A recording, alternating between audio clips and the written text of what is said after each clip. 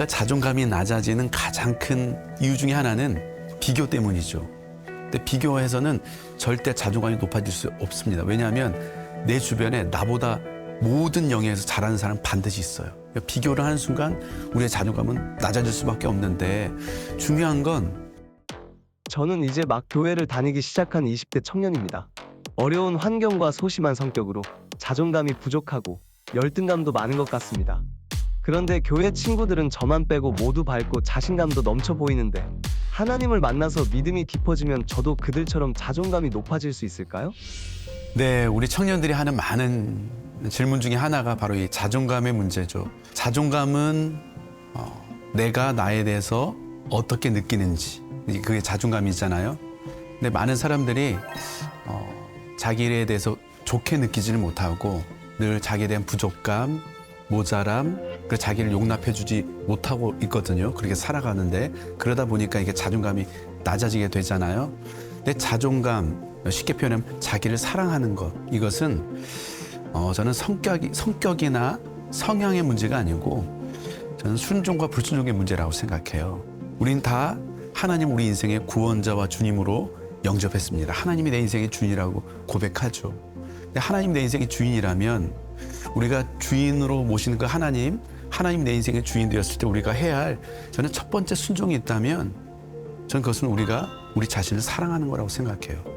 하나님이 사랑하고 하나님 귀하게 여기시는 우리 자신을 사랑하고 소중히 여기는 것, 그거 너무 중요합니다. 이건 성격이나 성품의 문제가 아니고요. 이건 순종의 문제예요. 내가 순종할 것인지 불순종할 것인지, 내가 그냥 내 기분에 따라 내 기준에 따라 함부로 대할 것인지, 하나님이면 정말 하나님이 귀하게 여기시니까 나도 귀하게 여기며 살 것인지, 여러분이 하나님의 사랑받는 이 자녀라는 정체성, 저는 여기에서 우리의 자존감이 나온다고 생각해요. 그러니까 우리가 뭔가를 잘하지 못해도 괜찮아요. 우리가 꼭 1등하고 저 친구보다 내가 뭔가 더 뛰어나고 그랬을 때 우리의 자존감이 올라가는 게 아니고, 환경이 바뀌었을 때, 내 외모가 더 괜찮아졌을 때, 내가 더 좋은 결과를 냈을 때, 그때 우리의 자존감이 올라가는 게 아니고요. 내가 하나님의 자녀라는 이 분명한 정체성을 가지고 있을 때 우리는 진짜 복음적인 이 자존감을 가지고 살아갈 수 있습니다. 이런 나를 하나님이 사랑하시는구나. 오늘부터, 지금부터 하나님이 나를 사랑하신다. 내가 하나님의 사랑받는 자녀다. 이 복음적인 정체성을 가지고 하나님이 나를 이렇게 사랑하셨다면 하나님이 나를 이렇게 사랑하신 그 하나님께서 나를 어떻게 대하실까? 아들까지 내어주신 하나님께서 오늘 이런 일이 일어났을 때 나에게 뭐라고 이야기해 주실까? 나를 어떤 태도로 나를 대하실까? 이걸 생각하면서 하나님이 나를 대하듯 나도 나를 대해보는 거예요. 그렇게 나를 사랑할 때, 나를 인정해주고 용납해줄 때, 그때 저는 우리의 자존감이 점점 올라갈 수 있을 거라고 생각하고, 이것은 선택의 문제가 아니라 순종의 문제라고 꼭 얘기해주고 싶어요. 하나님께서 저를 사랑하시는데 저의 삶은 왜 변함이 없을까요? 먼저 하나님은 우리를 바꾸려고 하지 않으세요. 우리를 있는 모습 그대로 사랑해 주세요. 그걸 먼저 우리가 아는 게 중요하고, 하나님이 나를 사랑하시는 걸 늘 느끼고 확인하는 게 중요하거든요. 사람이 언제 변화되냐면 사랑받으면 변화돼요. 우리가 가르치고 혼내서 바뀌는 게 아니고 사랑받으면 변화되거든요. 그러면 하나님은 이미 우리를 사랑하셨고 지금도 사랑하고 계시는데 왜 우리가 이렇게 변화가 없느냐? 우리가 그 사랑을 거부했기 때문에 그래요. 아무리 바닷물이 많아도요, 벽뚜껑을 닫아놓고 병을 던져놓으면 단 한 방울도 그 병 속에 들어가지 않아요. 하나님이 아무리 우리를 사랑하셨다고 해도 우리가 우리 스스로에게 하나님의 사랑을 거부하면 우리는 늘 목마른 상태에 있을 수밖에 없어요. 그래서 우리의 병뚜껑을 여는 것, 그게 뭐냐? 하나님의 사랑을 인정하는 거예요. 내 모습이 이러할지라도 내 생각에서는 어떤 우리가 실수했을 때, 뭐 잘못했을 때 우리는 자동 반사적으로 왜 그러니 넌 이 그 바보, 넌 안 돼, 이런 생각이 떠오를 수 있거든요. 그때 우리가 알아차리고, 맞아, 이런 나를 하나님 사랑하시지.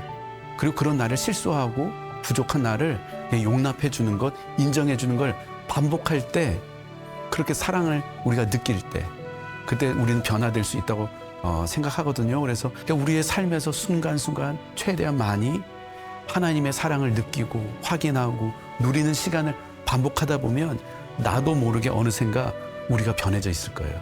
그러니까 나를 바꾸려고 하지 말고 최대한 하나님의 사랑에 연결되어 있으면 하나님이 우리를 변화시켜 가신다.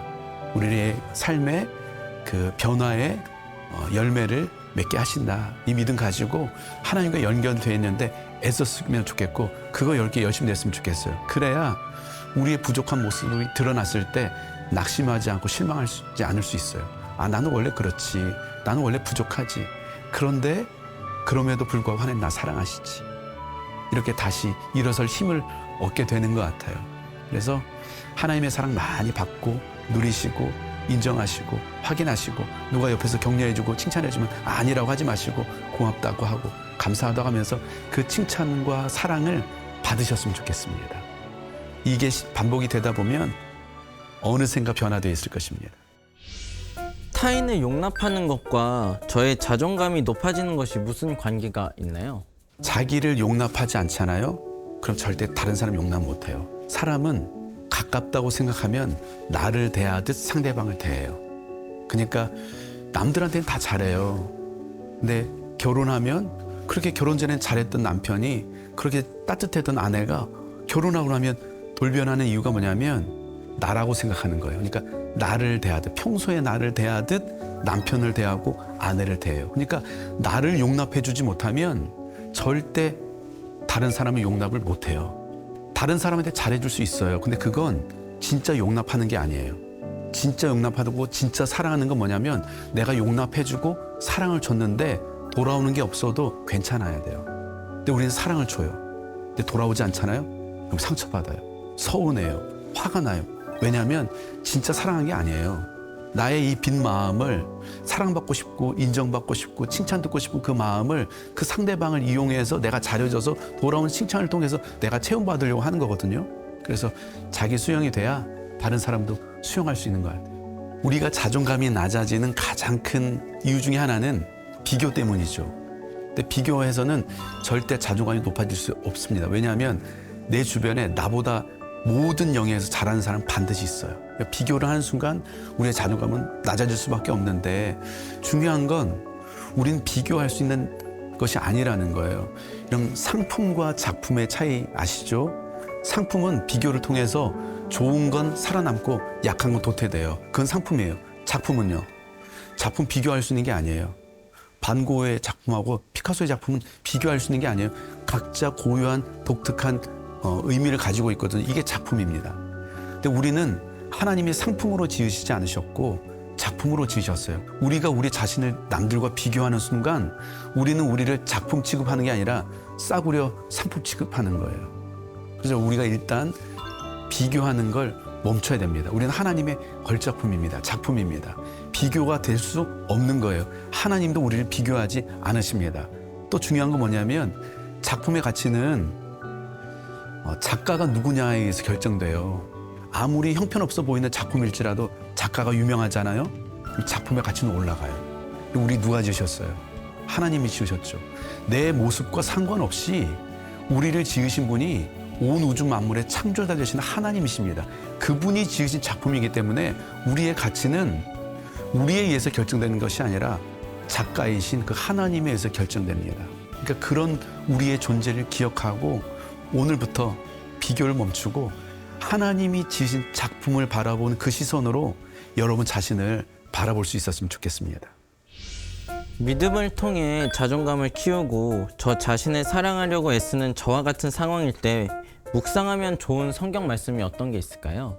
저는 가장 좋은 말씀은 로마서 5장 8절 말씀이라고 생각해요. 우리가 아직 죄인 되었을 때 그리스도께서 우리를 위하여 죽으심으로 하나님께서 우리에게 대한 자기의 사랑을 확증하셨느니라 이렇게 됐어요. 우리가 뭔가 성공했을 때, 우리가 뭔가 잘했을 때, 우리가 인기 있을 때, 우리가 뭔가 결과를 냈을 때 그때 하나님께서 우리를 사랑하지 않으셨어요. 우리가 죄인 되었을 때, 우리가 실패했을 때, 우리가 무너졌을 때, 우리가 낙심했을 때, 절망했을 때 그리스도께서 우리를 위하여 죽으심으로 하나님께서 우리에 대한 자기의 사랑을 확증하셨대요. 이 말은 이미 인정받았다는 거예요. 하나님이 나를 사랑하시고 하나님이 나를 용납해 주시고 하나님이 나를 의롭다고 해주시고 이미 용납되고 인정받았다는 거예요. 이게 정말 중요하거든요. 그래서 저는 로마서 5장 8절 말씀 이 말씀 붙들고 이런 기도할 수 있었으면 좋겠고, 여러분이 실패할 때 또 뭔가 부족하다고 느꼈을 때 이 말씀으로 여러분 자신을 격려해 줄 수 있었으면 좋겠습니다. 끝으로 저처럼 소심하고 자존감이 낮은 사람들에게 위로와 격려의 말씀 부탁드립니다. 하나님 눈에 보기에 우리는 이미 보배롭고 존귀한 자입니다. 이미 사랑스러운 존재죠. 이걸 기억하는 거예요. 우리는 선택하거든요. 하나님의 그 말씀을 선택할지, 아니면 세상에 들려주는 야 너는 잘해야 돼, 그래야 인정받을 수 있어, 조회수가 많아야 돼, 구독자가 많아야 돼, 인기가 있어야 돼, 그래야 넌 인정받을 수 있어. 이 두 가지 중에 우리는 늘 선택하며 살거든요. 내가 하나님을 선택할 것인지 아니면 세상의 소리를 선택할 것인지 우리는 늘 선택하는데, 전 여러분들이 하나님을 선택했으면 좋겠고 하나님의 말씀 선택했으면 좋겠습니다. 오늘 특별히 이 질문을 남겨주신 분이 새신자라고 하셨거든요. 그래서 오늘 새신자라고 하신 이 질문을 남겨주신 분을 위해서 제가 한번 기도로 한번 축복해 드리고 마무리하면 좋겠습니다. 제가 한번 기도하겠습니다. 사랑하는 주님, 주님이 우리를 사랑하십니다. 오늘 특별히 오늘 이 질문을 하는 낮은 자존감으로